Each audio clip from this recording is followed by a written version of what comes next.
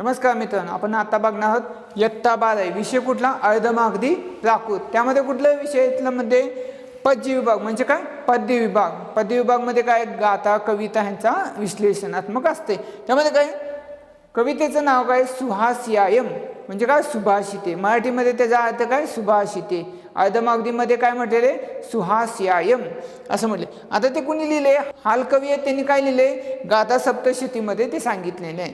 आणि जे वल्लभ त्यांनी काय सांगितले वज्जालगमध्ये सांगितले। त्या थोडक्यामध्ये काय अंश घेतलेला आहे, थोडक्यामध्ये त्याचा विस्तार काय सांगितलेला आहे ते आहे नैतिक मूल्यांचा विकास। नैतिक मूल्यांचा विकास कसा केला पाहिजे हे ह्या कवितेमध्ये सांगण्याचा प्रयत्न केलेला आहे कवींनी। आता पुढे आपण बघणार थोडक्यामध्ये काय आता कवी काय सांगतो आपल्याला ज्या वेळेला काय गुलाबाचं फुलाचा वास गुलाबाचा अर्क छोट्याशा उलाशा बाटलीमध्ये ठेवला जातो त्याचप्रमाणे दोन ओळीमधली गाथेचा अर्थ हे संपूर्णतः मनाला भिडणारा असावे म्हणजे संपूर्ण मनाला लागणार असेल असं कवी म्हटलेलं आहे। कवी काय म्हणतो ज्या प्रकारे मनुष्याने प्रमाणाच्या बाहेर न जाता प्रमाणामध्ये जाऊन जसं वागलं पाहिजे त्या नैतिक मूल्यांचा विकास सांगण्याचा स्पष्ट केलेला आहे।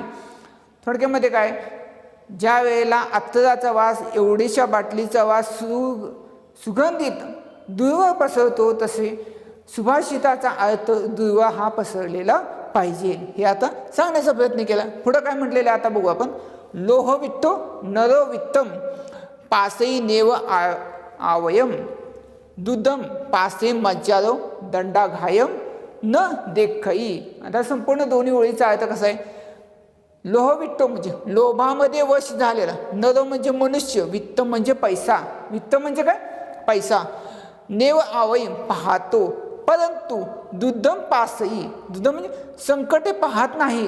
कोण संकट कोण बघतं का त्यावेळेला आलेल्या माणसाची नाही। मज्जारो दंडा घाई न जसे मज्जारो म्हणजे काय मांजर, दंडा घाई म्हणजे काठीचा प्रहार। मांजर ज्यावेळेला दूध पित असते तेव्हा काठीचा प्रहार हे बघत नाही। ज्यावेळेला काठीचा प्रहार मांजराच्या अंगावर पडतो त्यावेळेला मांजराला जाणीव होती की बाबा आपलं दूध चोरून पित असते हे दुसरे बघत आहेत। त्यामध्ये कविते काय सांगण्याचं स्पष्टीकरण केले लोभामध्ये वच झाले। ज्यावेळेला मनुष्य पैसा पाहिजे हव्यासा पोटी मनुष्य पुढं थोडे मला मिळाले आणखीन का मिळालं नाही ज्या वेळेला त्याचा लोभ संपत नाही। त्याच प्रकारे दुधाचं उदाहरण त्यांनी सांगितले त्या मनुष्य हा लोभामध्ये वच झालेला असतात। तसाच मांजर मनुष्यामध्ये मांजर हा मनुष्य प्राणी नसून मांजर हा पशु मधला आहे प्राणी तो पण कशासाठी आहार झाले दुधासाठी आहारी गेलेला आहे हे कवीने सांगण्याचा प्रयत्न केलेला आहे। पुढे आपण बघणार पोत्तगत्ता ऊजा विद्या परहत्त गयम धनम कज्ज काले न समुपन्ने न सा विद्या न तम धनम। आता या दोन्ही वाक्याच्या ओळीचा अर्थ काय सांगितले पोत्तगतम पुस्तकात पोथीपुराण म्हणजे काय पूर्वीची जे पोथीपुराण होते रामायण महाभारत ज्ञानेश्वर हे जे पोथीपुराण आहेत त्यामध्ये काय असलेली विद्या म्हणजे काय ऊजा विद्या म्हणजे काय असलेली विद्या त्यामध्ये असलेली विद्या तसं परहत्त गयम धनम तसं दुसऱ्याच्या हातात असलेले धन दुसऱ्या माणसाच्या हातात आहे समोरच्या माणसामध्ये धनाची पेटी आहे धनाचा पैसा आहे पण तो आपल्याला उपयोगाचा नाही असं म्हटलेले। कज्ज काले न समुपन्ने धन संकट काळात उपयोगात येत नाही। कुणाच्या काळात उपयोगात नाही समोरच्या माणसाच्याकडे आहे रक्कम पण आपल्याला ती काय उपयोगाची नाही। न सा विचानातम धनम आणि ते धन कुठले धन समोरच्या माणसाकडे असलेले धन ते आपल्याला उपयोगात येते का नाही कारण ते आपल्याकडचे नसते आणि ते उधार घेतलेलं ते फेडण्याची आपल्याकडे ऐपत नसते। त्यामुळे काय कवी म्हणतो पुस्तकात असलेली विद्या आणि दुसऱ्याच्या हातात असलेले धन काळात उपयोगात येत नाही का कारण की त्याचा आपण अनुभव घेतलेला नसतो। पोथीपुराणात ज्याप्रमाणे लिहिलेलं आहे त्याप्रमाणे जर का प्रत्यक्षात आपण अनुभव घेतला आपण त्यामध्ये लिहिलेलं त्याचं आचरण केलं विचार विनिमय केला तर आपल्याला त्याचा उपयोग होतो। म्हणजे पोथीपुराणात सांगितलेलं आहे पुराणामध्ये काय सांगितले ज्या पुराणामध्ये आहे त्या पुराणामध्ये काय सांगितलेले नैतिक मूल्यांचा विकास कसा करावा हे सांगितलेलं आहे। त्याप्रमाणे संकटात आलेले कुठले धन संकटा काळामध्ये आपल्याला लागणार धन आहे पाहिजे आपल्याला धन कोण देतं कोणी देत नाही मित्र संबंधी कोणीही देत नाही। त्याचप्रमाणे धन हे काहीच उपयोगाचं नाही ते धन दुसऱ्याकडचं आपल्याला मिळणार नाही त्याची अपेक्षा करणे हे उपयोगाचं नाही असं कवी सांगत आहे. पुढे आपण बघणार आहोत, गंगा पावम ससी पावम दालिदम कप्प पावो पावम तावम च दालिदम नासेती सुयना सया. आता या दोन्ही ओळींचा काय सांगितलंय अर्थ, गंगा पावम म्हणजे गंगा पाप नष्ट करते. गंगा काय करते, पाणी, गंगा ही देवी आहे नदी, ती काय करते, पाप नष्ट करते. ससी तावम म्हणजे ससी म्हणजे काय, चंद्र. चंद्र काय, ताप उष्णता नष्ट करतो. चंद्र काय म्हटलेलं आहे, चंद्र कवीने कोणत्या अर्थाने घेतलेला आहे, चंद्र हा पाप नष्ट करतो. म्हणजे काय करतो, दहाता म्हणजे अंगामध्ये असलेली उष्णता कमी करण्याचा प्रयत्न करतो. तसं दालितम कप पावो म्हणजे कल्पवृक्ष दारिद्र्य नष्ट करते. कल्पवृक्ष म्हणजे काय, झाड सावली देते. झाड काय, कल्पवृक्ष दारिद्र्य नष्ट, झाड सावली देते, फळ देते, फूल देते, त्यामुळे आपल्याला उत्पन्न मिळतं. दारिद्र्य नष्ट करण्याचा प्रयत्न करतो कोण, कल्पवृक्ष.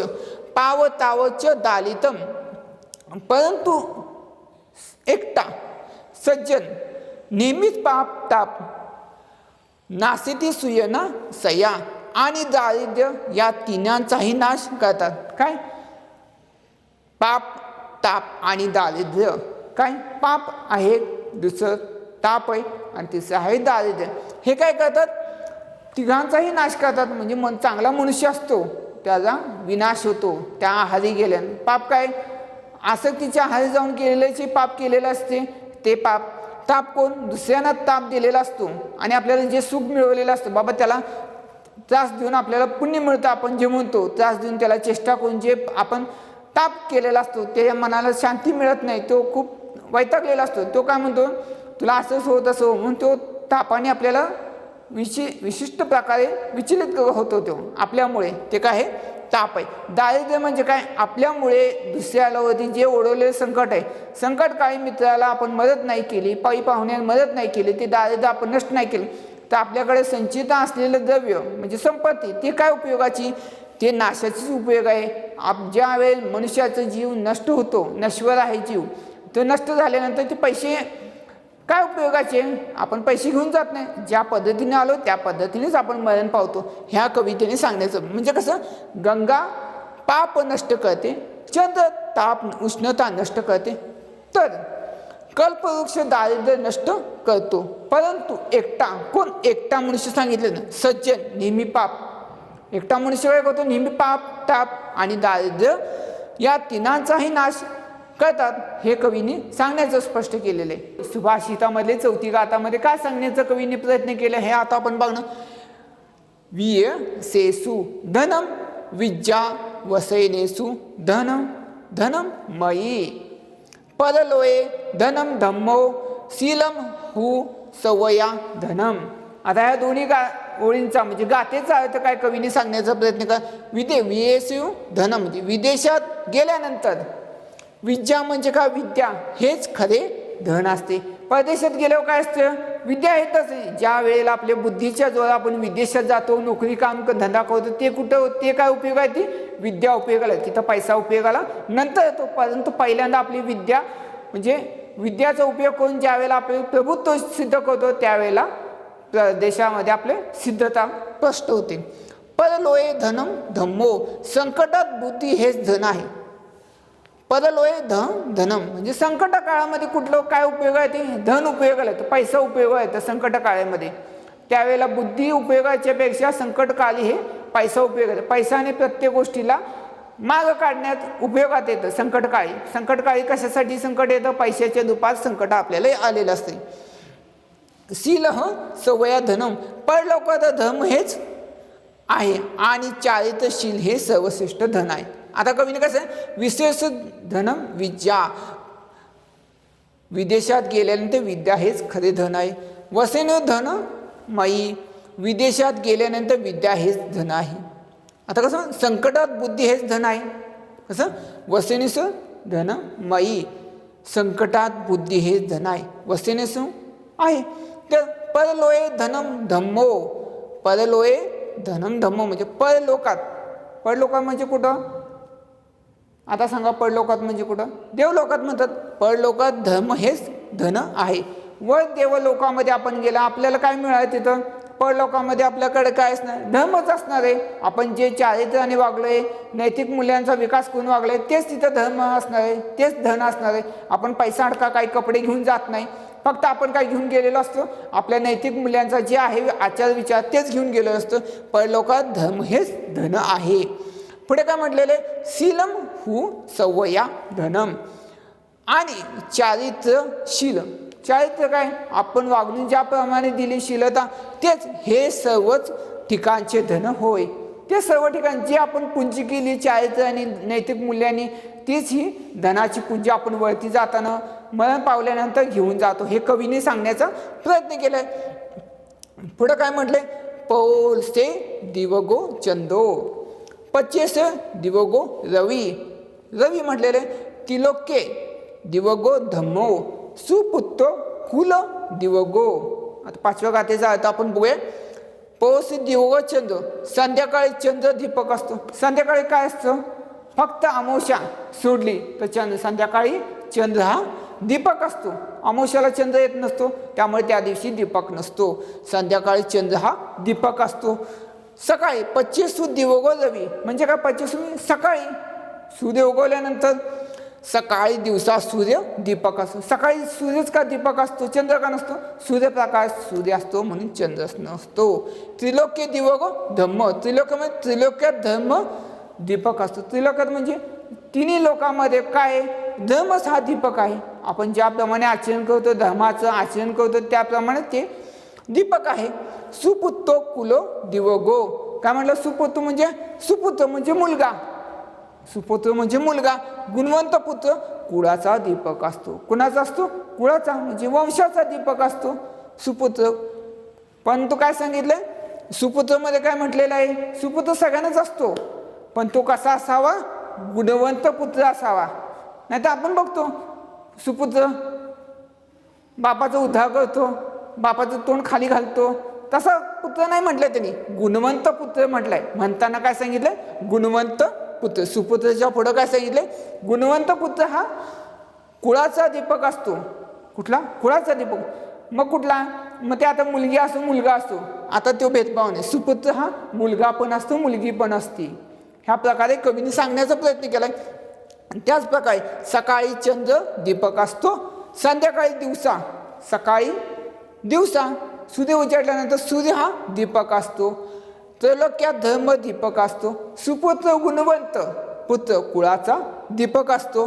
पुढे काय म्हटलेलं आहे, 6व्या गाथेमध्ये कवीने काय सांगितले ते, सवे नासे समुपन्ने अधम चय पंडिओ, अधन्या किर कजम सव नासो ही दुसहो. 6व्या गाथेमध्ये काय सांगण्याचा कवीने प्रयत्न केलेला आपल्याला, जेणेकरून आपल्याला मध्ये आचरणामध्ये जा बदल घडून आपल्यामध्ये काय सुधारणा होती हे पाहण्यासाठी कवीने सांगितले. सर्वनाशाच्या वेळी बुद्धिमान माणूस अर्धवट सोडून देतो. बुद्धिमान माणूस काय करतो, खूप हुशार असतो बुद्धिमान माणूस. अहंकाराच्या भरामध्ये, अहंकार ज्यावेळेला त्याला जागृत होतो त्यावेळेला तो अर्धवट सोडून देतो. मी आणखीन करू शकतो, मायात काय कमीपणा आहे म्हणून ते सोडून देतो, पुढे जातो.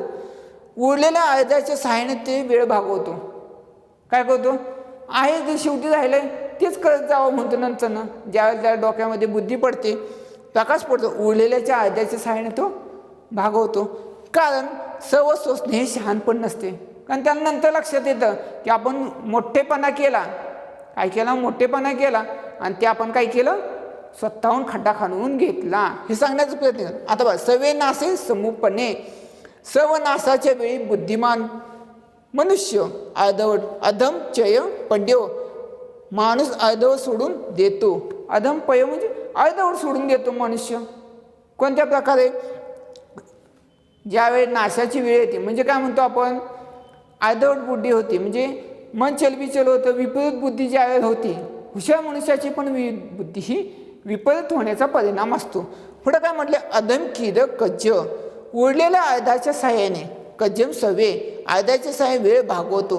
नासो ही दुसहो, कारण सर्व सोसणे, म्हणजे काय काय सर्व सोसणे म्हणजे खूप मोठं नुकसान असतं, ते सोसणे हे शहाणपण नसते. झालेलं मोठं नुकसान शहाणपण नसतं. मोठेपणा करून पुढे जातो आणि तोंड कशी पडतो. आपण म्हणतो ना, किती मोठापणा केला, गेला पुढं आणि खड्ड्यात पडला. कुणी सांगितलं होतं शहाणपणा करायला? त्याला म्हणतात कारण सवसूसनी शहाणपण नसते. मग त्याला लक्षात येतं बाबा आपलं पुढं मोठा खड्डा पडला, आता आपण एवढं मोठेपणा केला आणि आपल्याच ते सोसावं लागणार. त्यावेळेला तो 2 पावले मागे घेतो. त्यावेळेला काय म्हणतात, कारण सवसूसनी हे शहाणपण नसते. हे कवीने सांगण्याचा प्रयत्न केलेला आहे. पुढं काय म्हणतो कवी, माया सत्तू पियावेरी जेन बालो न पाडिओ न सोई सहा मज्जे हंस मज्जे बग्गो जहा. आता कवी काय म्हणण्याचा प्रयत्न करतो थोडक्यामध्ये, जे माता पिता आपल्या मुलाला शिक्षण देत नाहीत, कोण, आई वडील शिक्षण देत, ते माता पिता त्याचे वैरी शत्रू होत. का? कारण ज्याप्रमाणे हंसामध्ये बगळा शोभत नाही. कवीने काय सांगितलंय, उदाहरण देताना काय सांगितलंय, हंसामध्ये बगळा शोभत नाही, त्याचप्रमाणे अशिक्षित पुत्र सभेत शोभून दिसत नाही. अशिक्षित पुत्र हा कार्यक्रमामध्ये शोभून दिसत, कारण त्याला काय सांगितलं त्याला काय कळत नाही, त्याला विचारामध्ये बुद्धिहीनता झालेली असते, त्याला काय लाज वाटायला लागते, तो कार्यक्रमामध्ये थांबत नाही, येत नाही. त्यामुळे अशिक्षित पुत्र हा सभेत शोभून दिसत, तो होऊन स्वतःहून मागायला येतो, कारण की एवढे मोठे लोक आले, एवढे आहेत, मी कसा येऊ देतं, त्याला अहमपणा येतो आणि तो येण्याचा नाकारतो. त्यामध्ये माया सत्तू, जे माता पियावेरी पिता आपल्या मुलाला जे न बालन पाडिओ मुलाला शिक्षण देत नाहीत. कोण? आपले आई वडील जे मुलाला शिक्षण देत नाहीत, ते न सोही सहा त्याचे शत्रू वैरी. कारण ज्याप्रमाणे मज्जे हंसामध्ये बगळा शोभून देत नाही, मज्जे बगो जहा म्हणजे काय, हंसामध्ये बगळा शोभून देत नाही, त्याचप्रमाणे अशिक्षित न सोयीचं त्याचप्रमाणे अशिक्षित पुत्र सभेत शोभून दिसत नाही. कवी काय सांगतो, उदाहरण देऊन सांगतो की माता पिता जे आई वडील मुलाला थोडेफार का होईना शिक्षण देत नाहीत, काही शिक्षण देत नाहीत, ते मुलांना शत्रू आहेत. का बरं शत्रू आहेत? कारण शिक्षण दिलं नाही तर पुढं काय आहे ते सांगता येणार. काही विपत्ती म्हणजे इडापिडा म्हणतो आपण, काय त्रास झाला मुलाला, आजारी पडला तर दवाखान्यात नेणे हे त्याला कळालं पाहिजे, धडपडला लागलं कुठलं औषध लावणं हे माहीत पाहिजे, नाही तर त्या मुलाला काय कळणार आहे. अशा प्रकारे कवी सांगण्याचा प्रयत्न करतो. पुढं काय म्हणतो, कारण उदाहरण देतो काय, कारण ज्याप्रमाणे हंस पक्षामध्ये बगळा हा शोभत नाही, त्याचप्रमाणे अशिक्षित पुत्र म्हणजे जो शिकलेला नाही पुत्र, कोण, मुलगा शिकलेला नाही, परंतु कसा म्हणतो कवी, काहीच शिकलेला नाही, त्याला काहीच येत नाही, असा पुत्र हा सभेत शोभून दिसत नाही. काय शिकला तो शाळेत गेला नाही, काहीच त्याला वाचता येत नाही, लिहिता येत नाही, बोर्ड आहे, बोर्डावर काय लिहिलं कळत नाही, आता आपण कुठल्या गाडीत चाललं हे कळत नाही, त्याला काय म्हटले कवीने अशिक्षित पुत्र म्हटलेला आहे, सभेत शोभून दिसत नाही. हे कविते गाथेमध्ये सांगण्याचा प्रयत्न केला. पुढची गाथा काय, दुसोलय मित्तो बिच्चो आना पदमोहो सप्पेय गिहे वासो मच्चू एव न संसो. पुढं काय म्हणलं, दुशील दुराचारी आणि धूर्त लोक ज्याचे मित्र आहेत. दुशील दुराचारी म्हणजे काय, वाईट प्रवृत्तीचे, वाईट वागणारे, दुसऱ्याचे छेड काढणारे, असे जे मित्र धूर्त लोक आहेत, स्वार्थापायी त्याला खड्ड्यात घालणारे असे मित्र, आज्ञा न पाळणारे ज्याचे सेवक आहेत. म्हणजे कोण, त्याची संगत पण तसलीच असते मित्र. सेवक म्हणजे आई वडील, पै पाहुणे, मित्रमंडळी, त्यांचे आई न ऐकणारे सेवक, ज्याचे निवासस्थान सर्पाच्या समवेत आहे. म्हणजे ते कोण, सर्पाच्या समवेत सगळे लोक त्यांना काठीने मारतात. का, कारण की वाईट आहे, वाईट हेतू आहे त्याचा, वाईट आहे म्हणून त्याला काय उदाहरण दिलं, सर्पाचं उदाहरण दिलेलं आहे. कुणाला, त्या असल्या व्यक्तींना सर्पाचं उदाहरण दिलेलं आहे. प्रत्येक वेळी तो दंश करतो, दुसऱ्यांना हानी पोचवण्याचेच प्रकार आहे सांगितले. त्याचा मृत्यू म्हणजे काय, तो कधी ना कधी लोकांच्याकडनं मार खाऊन कोणत्या ना कोणत्या प्रकारे त्याचा मृत्यू निश्चित आहे, असं कवी सांगण्याचा प्रयत्न करतो. काय म्हटलं आता बघू, दुशीलय सडो मित्तो, दुशील दुराचार आणि धूर्त लोक ज्याचे मित्र आहेत, बिच्चो आना परमोहो आज्ञा न पाळणारे, सप्पेय घे वासो ज्याचे निवासस्थान सर्पाच्या समवेत आहे. ज्याचे निवासस्थान हे सर्पाचे, म्हणजे सर्प म्हणजे काय, साप, नाग, दामण ह्याच्या समवेत आहे असं म्हटलेलं आहे. मच्चू ए न सरसो त्याचा मृत्यू निश्चित आहे असे जाणणे. मृत्यू निश्चित आहे म्हणजे काय, वाईट लोकांच्या संगतीत गेला वाईटच होणार, त्याचं काय चांगलं होणार नाही, असं कवीने सांगण्याचा प्रयत्न केला आहे. पुढं काय म्हटलेलं आहे, सहावं नोव एसन तिरये काऊ मनहा, काऊ मनहा सत्तम पी जल पेच पूर्ण हवई सियलम, सियलम म्हणजे काय, सहावे नोवेसो ज्या प्रकारे चांगल्या प्रकारे तिरये काऊना तापविलेले पाणी पुन्हा थंड होते. तापविले पाणी, जगात तापवलेलं पाणी आपण वरनं गॅसवरनं चुलीवरनं खाली काढून ठेवले तर काय होणार, ते थोड्या अंशाने थोड्या काळाने ते काय होणार, थंडच होणार. सपूय जलपेच म्हणजे काय होतं, त्याच प्रकारे वक्र स्वभावाचा माणसास, वक्र स्वभावाच्या माणसास पुन्हा हवई सिलम उपदेशाने स्वभाव माणसास उपदेशानेही सरळ बदल घडून आणणे शक्य होत नाही. त्याला उपदेश दिला तरी काय होतं, तो सरळ होत नाही. किती तरी सांगितलं त्याला, आपण सांगतो बाबा असं करू नको, असं कर चांगलं होईल, तू असं करत जाऊ नको, असं केलं चांगलं. आई वडील सांगतात, आजी आजोबा सांगतात, थोर मंडळी सांगतात. सांगतात म्हणजे काय, त्यांनी अनुभव घेतलेला असतं म्हणून सांगतात. गुरुवर्य शिक्षक ही पहिली पायरी म्हणून सांगितली जाते, शिक्षक हे पहिली पायरी म्हणून मांडली जाते. पण शिक्षकांची पण विद्यार्थी खिल्ली उडवतात.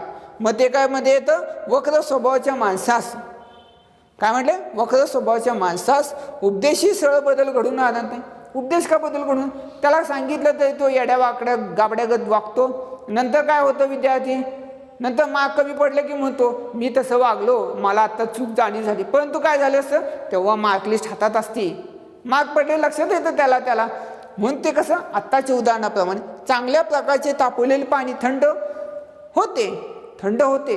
पण वक्र स्वभावाचा माणूस पाणी परत तापवता येतं, पाणी परत तापवता येतं, चांगलं करता येतं.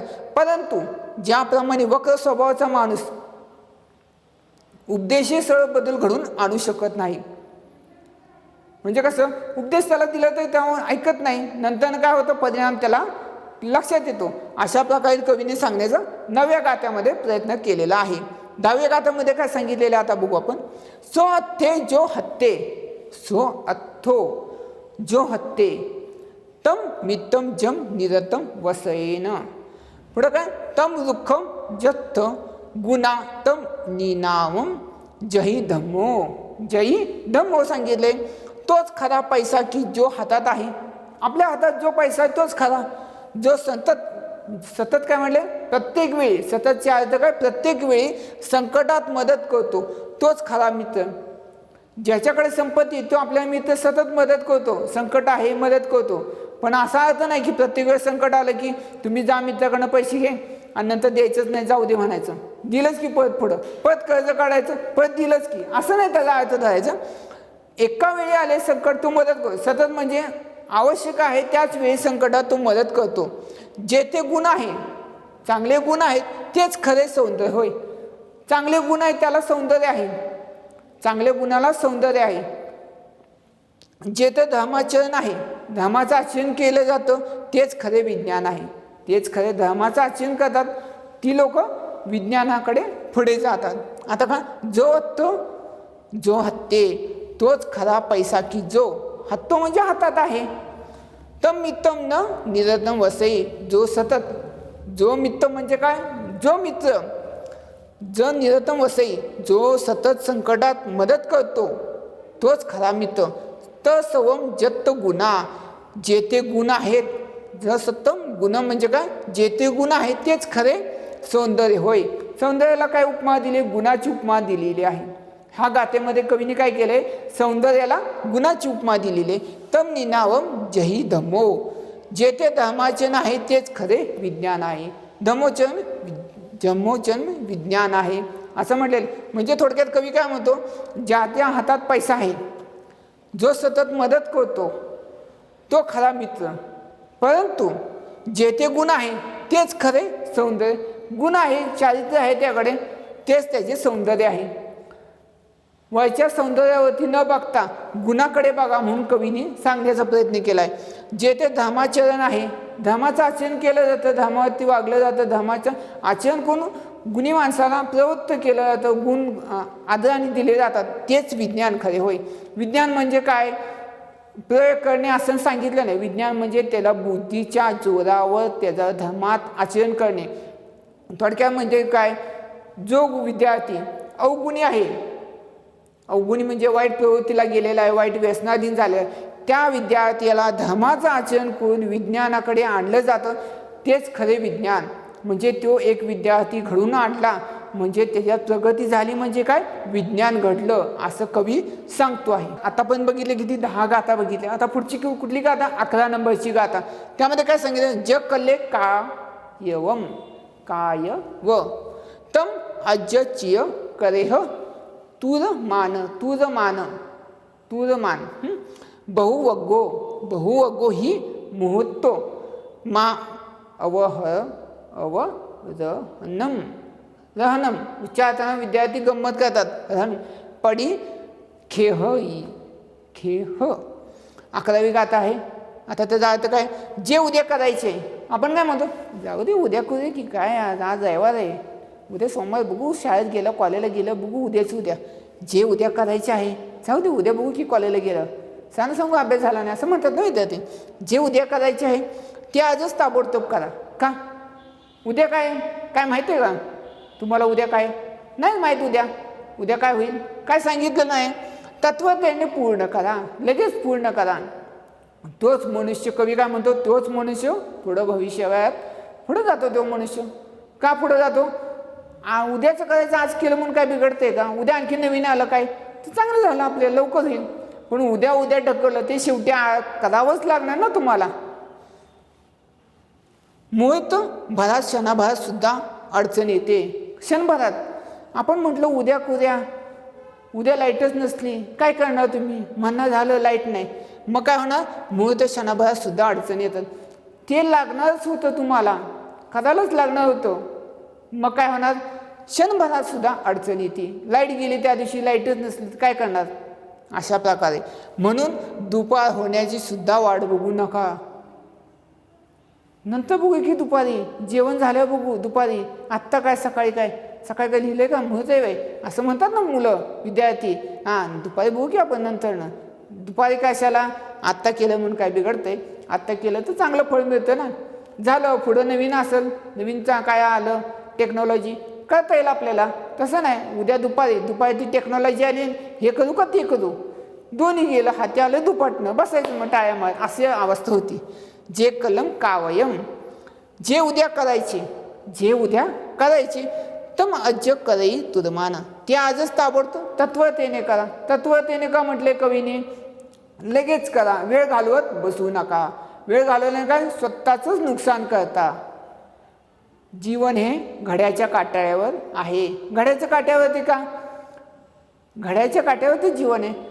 11 नंतर 12 वाजता, 12 नंतर 1च वाजणार, 11 नंतर 12, 12 नंतर 1 होणार नाही, 12 नंतर 1च होणार. त्यामुळे कवी काय म्हणतो, तत्वतेने म्हणतो. तत्वतेने म्हणजे काय, घड्याचे काट्याचा उद्देश दिले त्यांनी. तत्वतेने मुहूर्त बहुवग्गो ही मुहूर्तो म्हणजे काय, ही मुहूर्त म्हणजे काय, मुहूर्तभरात क्षणात सुद्धा म्हणजे काय, क्षणात काय होईल, काय घटना घडती कुणाला काय माहिती. क्षणभरामध्ये पायरे उतरतो धडपडतो मनुष्य. मी नंतर 1 तासाने केलं असतं, पण तिथं बसल्यावर म्हणतो पाय मुलगा दुखायला लागलाय, मी 1 तासाने केलं असतं पण माझं असं झालं. तुला कोणी सांगितलं होतं नंतर करायचं, बसला होता केलं असतं, नंतर खाली उतरलं असतं, संपलं असतं ना. सुद्धा अनेक अडचणी येतात. का अडचणी येतात, काय सांगितलं उद्या अडचण, थोड्या वेळाने काय सांगितलं अडचण, कुणालाच माहीत नाही. त्या भल्या परमेश्वराला पण माहीत नाही अडचण काय असती, क्षणाभरानंतर काय येते ती. मा अवरण पडी व्यख्येही, म्हणून काय म्हणतो कवी, मा अवैक्य म्हणून दुपार होण्याची, अवरण पडी व्यख्ये म्हणजे सूर्य हा थोडासा मावळत्या बाजूला झाला की, सूर्य हा थोड्या मावळत्या बाजूला म्हणजे काय म्हणतो, दुपार क्षण. अवरण पडी व्यख्ये, दुपार होण्याची सुद्धा वाट बघू नका. दुपार होण्याची का वाट बघू नका, दुपार झाली की संध्याकाळ म्हणणार, दुपार आली जेवलो मी भरपूर, मला झोप आली, मला काय झोप आली, मी झोपतो. मग काय नंतर ना रात झाली, बघू उद्या सकाळी, म्हणजे काय ताबडतोबचा अर्थ गेला. तत्वतेने का म्हणतो कवी, सकाळनंतर दुपार, दुपारनंतर रात्र, नंतर सकाळ, हा एक कालचक्र हे चुकलेलं नाही. जसा घड्याळ हे काटा सरळ चालणं हा चुकत नाही, त्याचप्रमाणे हे कालचक्र हे चुकत नाही. म्हणून कवी काय म्हणतो, जे उद्या करायचे ते आजच ताबडतोब तत्परतेने करा. का लवकर करा, जेणेकरून पुढची टेक्नॉलॉजी नवीन काय अत्याधुनिक पद्धती निघेल हे माहीत नाही. त्याच पद्धतीने तुम्ही त्या पद्धतीने पुढे जाऊ शकता. जर तुम्ही म्हटला मला जुने टेक्नॉलॉजीचं अजून केलंच नाही तर नवीन टेक्नॉलॉजी कशी मी घेऊ, जुनी टेक्नॉलॉजीचा अभ्यास केला असेल तर नवीन टेक्नॉलॉजी तुम्हाला अवगत होईल. जुनी टेक्नॉलॉजी तुम्ही बघितली नाही, नवीन टेक्नॉलॉजी आहे मला माहीतच नाही. का बाबा, तू जुनीच अभ्यास नाही केला तर नवीन टेक्नॉलॉजी काय जाणार आहे. जसं उदाहरणार्थ विद्यार्थी मोबाईलवरती खेळत बसतो, रस्त्यावर चाललाय, त्याला माहीत नाही खड्डा आहे, दगड ठेच लागून पडल्यानंतर मोबाईल तुटतो. मनुष्य काय म्हणतो आपण, अरे रे मोबाईल तुटला. का तुटला, तुझं लक्ष कुठं होतं, मोबाईलकडे होतं, रस्त्याकडे होतं का नव्हतं. दगड आला रस्त्यात माहीत नव्हतं. त्याच प्रकारे कवी काय म्हणतो, जे उद्या करायचे ते आजच कर. अशा प्रकारे कवी वेगवेगळी उदाहरणं देऊन कवी सांगण्याचा प्रयत्न करतो. आता बघणार आहोत गाथा क्रमांक 12. अनुचित्ते व्यागरे मोह रिये सच्चयन स वनयस पलिमत्तू भूसा मासा मूसा भाषा. भाषांतर, निरताया अपुठ्ठीय ओ न भाषेच्या का म्हटलेले, वाचकाचा व्यर्थ बडबड. वाचक म्हणजे कोण, वाचणारा वाचक. हा व्यर्थ बडबड ही सत्याचा घात करणारी असते. सत्याचा घात म्हणजे काय, आपण म्हणतो एकाला सवय असते बडबड करण्याची, एकाला विद्यार्थ्याला, मुलांना, काही लोकांना बडबड करण्याची व्यर्थ सवय असते. बडबडण्याच्या ओघामध्ये तो नको ते गोष्टी बोलून जातो. म्हणजे काय, सत्याचा घात करणं. तो चांगलं बोलणार आहे, मनुष्य चांगलं बोलणार आहे, पण त्या बडबडण्याच्या ओघामध्ये तो वाईट प्रवृत्तीला पण बडबड करतो. त्यामुळे तो स्वतःहून खोटे बोलणे निरर्थक असते. मग ते खोट्यामध्येच तो रूपांतर होते त्याचं. ते निरर्थक जे बोललेलं असतं ते खोटे बोलणेच निरर्थक असतं, खोट्यामध्ये रूपांतर असतं. म्हणून विचारले नसताना बोलू नये. मग कवी काय म्हणतो, तुम्हाला विचारलं नाही ना, बोलू नका. जेवढं आहे तेवढंच मोजकं बोला. काय विचारलंय तुला, तू कुठेन आलास, नाही मी आलो होतो तिथनं, असं झालं तसं झालं, तिकडे गेलो इकडे गेलो. तुला काय विचारलं, कुठून आलास, त्या गोष्टीचं 2 वाक्यामध्ये मी इथनं आलो, नाही मी तिथनं गेलो, हा बसला चढलो उतरलो, अशी रिक्षा सापडली, इथनं रिक्षा पंक्चर झाली, मी दुसऱ्या रिक्षानं. तुला काय विचारलं तेवढं सांग.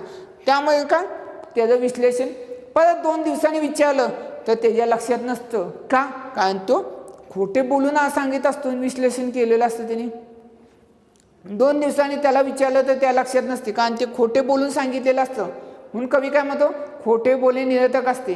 कारण तो मोठ्या भाषेमध्ये सांगतो, मोठा विस्तार करून सांगतो, जेणेकरून समोरच्या लोकांना माझी बाजू पटवून देण्याचा, खोटे बोललेले आहे ती पटवून देण्याचा प्रयत्न करतो. म्हणून विचारलेलं नसतानाही बोलू नये. मग ते काय होतं, तो फसगत होती त्याची. मग काय होतं, नसतानाही बोलू नये. का बोलू नये, तुला विचारलं तेवढंच आहे, मी आलो, हां ह्या गाडीने आलो. तुला विचारलं उशिरा का झाला, कुठे गेला होता, नाही. अशा प्रकारे काय म्हणतो, अनुचित्ते व्यागरे, वाचकात व्यर्थ बडबड ही सत्याचा, मोहरी सच्चवने पलियत्तू, सत्याचा घात करणारी, मुसा भाषा निरता, खोटे बोलणे निरर्थक, अपुठ्ठीयो न भाषेच्या. म्हणून विचारलेले नसतानाही बोलू नये. का बोलू नये, व्यर्थ नसतानाही, कारण नसतानाही आपण जी बडबड करतो, लोकांना सवय असते, नसतानाही कारण नसताना बडबड करणे, त्याला शब्दामध्ये गुंतवणे, हे बोलून तो काय करतो, सत्याचा घात करतो. काय, सत्याचा घात करणारे असतात लोक. खोटे बोलून निरर्थक म्हणजे त्या गोष्टीला खोटे बोलून त्या गोष्टीला कलाटणी देतात आणि विचारलेले नसतानाही बोलतात. मध्ये मध्ये तोंड खूप असतात. तो हे दोघं जण बोलत असतो, तिसरा नाक खूप असतो. का, त्याला खोटं बोलून आपलं सिद्ध करायचं, त्याची बाजू पाडायची असते, आपली बाजू सिद्ध करायची असते. असं कवी सांगण्याचा कवी काय सांगतो, नैतिक मूल्यांचा विकास ह्या पाठामध्ये सांगण्याचा प्रयत्न केलाय. पुढे आपण काय बघणार, त्याची थोडक्यामध्ये प्रश्न उत्तर कसे असतात ते आपण बघणार. कवी काय म्हणतो, प्रश्न उत्तर कोणत्या पद्धतीत तुम्हाला पाठ कळाला कसा हे बघण्यासाठी आपण प्रश्न उत्तर बघणार आहोत. विरोधार्थी शब्द, कवीने विरोधार्थी शब्द प्रश्नाची नियमावली काढून दिलेली आहे. सुपुत्र म्हणजे काय, सुपुत्र चांगला पुत्र असले तो दुसरा कोण असतो, कुपुत्र वाईट पुत्र. वेरी, वेरी म्हणजे वैरी, त्याला चांगला आहे कोण, मित्र. पच्चीसो, पौसो, पच्चीसोला काय म्हटलं, पौसो म्हटले. धम्म अधम, धर्म धर्माचे विरुद्ध काय, अधर्म. सुयन दुयन, सगुण दुर्गुण, सुयनम सगुण, दुर्गुण म्हणजे दुर्जन. सज्जन दुर्जन, दुःख म्हणजे काय, दुःख आलेलं ओढून घेतलेलं दुःख, संकट काय ओढून घेतलेलं दुःख. दुःखाचे रूपांतर 3 प्रकार सांगितले, ओढून घेतलेलं दुःख, दुसऱ्याचं ओढून घेतलेलं दुःख, स्वतःचं दुःख आणि आपल्यामध्ये असलेलं दुःख, मनामध्ये असलेलं दुःख, ते एक दुःख. सुख म्हणजे सुख, सुखाची प्राप्ती कोण कोण करतं, प्रत्येकजण सुख असतं पण दुःख त्याला जोडून असतं. सुख झाल्याने दुःख असलंच पाहिजे. धवल कालो, धवल कालो, धवलला काही कालो. पाव, पाप, पुवनम म्हणजे पुवन म्हणजे काय, पुण्य. पापाला काय म्हटलं, पुण्य म्हटलेलं आहे. पुढं काय, आकृती पूर्ण करा. विद्यार्थी कसे चुकतात आता आपल्या अभ्यासक्रमानुस, आकृती पूर्ण करा. म्हणजे आकृती म्हणजे काय, डिझाईन काढणे नाही. आकृती म्हणजे प्रश्नाच्याला उत्तर जे विचारले ते पुढं. गंगा काय करते, आपण आता गाथांमध्ये बघितले, गंगा काय करते, पाप नाहीसे करते. गंगा काय करते, गंगा ही नदी पाप नाहीसे करते. चंद्र काय करतो, ताप दाह नष्ट करतो. चंद्र काय करतो, ताप उष्णता दाह नष्ट करतो. कल्पवृक्ष दारिद्र्य नष्ट करतो. कल्पवृक्ष दारिद्र्य म्हणजे कल्पवृक्षापासून काय, फुलं फळं आणि लाकडापासून आपल्याला काय मिळते, फर्निचर मिळतं, विविध वस्तू असतात लाकडापासून. दारिद्र्य नष्ट करते, उत्पन्न येतं दारिद्र्य नष्ट. सज्जन काय करतो, सज्जन व्यक्ती पाप ताप दारिद्र्य नष्ट करतो. काय करतो, पाप ताप दारिद्र्य नष्ट करतो. कोण, सज्जन मनुष्य. आकृती पूर्ण करामध्ये हा प्रश्न दुसरा आहे धड्यामध्ये. तिसरा प्रश्न काय, आकृती पूर्ण करा. त्यामध्ये कुठे 4 दीपक. 4 दीपक म्हणजे काय, 4 मुलं नाही, दीपक म्हणजे दीपक. ह्याचा अर्थ कवीने काय सांगितले, चंद्र पहिला आहे, दुसरा आहे सूर्य, तिसरा धर्म, चौथा पुत्र. सूर्य का, सूर्य उगवल्यानंतर हे दीपक म्हणजे का, पुत्र नाही, दीपक म्हणजे पुत्र नाही. इथं कवीने काय सांगितले, सूर्य पहिला आहे, दुसरा आहे धर्म, धर्माचं आचरण करणे. पुत्र म्हणजे पुत्र हा वंशाचा दिवा आहे, पुत्र पुत्री पण वंशाचा दिवा आहे. सज्जनाप्रमाणे वागणे. चंद्र हा 10 उष्णता नष्ट करतो हे सांगण्याचा प्रयत्न केलेला आहे. पुढे बघणार आहोत आपण, आकृती पूर्ण करा. प्रश्न कितवा, चौथा. या गोष्टीमध्ये साक्षात मृत्यूला आमंत्रण. मृत्यूला म्हणजे काय, कवीने सांगितले कोणत्या कोणत्या गोष्टींनी मृत्यू ओढून घेतलेला आहे. दुशील दुराचारी लोक, मग दुशील म्हणजे काय, वाईट प्रवृत्तीचे दुराचारी लोक हे मृत्यूला कारणीभूत आहेत. धूर्त लोक, स्वतःच हित साधण्यासाठी दुसऱ्यांना लोकांना धूर्तपणे लुबाडून घेतलेली लोक. आज्ञा न पाळणारे ज्याचे सेवक, मालकाचं आज्ञा नाही पाळत सेवक लोक आहे की गेला नाही, झालं संपलं आपलं, आपण बघू, आपण निवांत झोपू बसू, आपण गप्पा मार, आलं की काम, कागद हातापाशी द्यायचं, काम केलं सगळं. असे आज्ञा न पाळणारे म्हणजे काय, आलं की संकट येणं अंगावरतीच करतो असं म्हणून. पुढं काय म्हटलं, खालील शब्दाला अर्धमागधी प्रतिशब्द लिहा. कुठले प्रतिशब्द, पुत्राला काय म्हटले मराठीमध्ये बालक. धव धव, माया जननी, माया म्हणजे कोण, आई. दुसरा अर्थ मराठीमध्ये पाहिजे जननी, इथं अर्धमागधीमध्ये पण जननी. जलला काय म्हटलं, नीर म्हणजे काय, पाणी. मुह म्हणजे मुख, तोंड, तुंड तोंड. पिया म्हणजे पिता, जन म्हणजे जनक वडील, पिता म्हणजे जनक वडील. गृह म्हणजे निवासस्थान, घर, गृह म्हणजे निवास. पाय म्हणजे रख, लया, पाय लया, पायाखालचा तळ, लया रख. रिकाम्या जागा ओळखा. हे महत्त्वाचा प्रश्न नेहमी आपल्या प्रश्नपत्रिकेमध्ये असतो. रिकाम्या जागा ओळखा.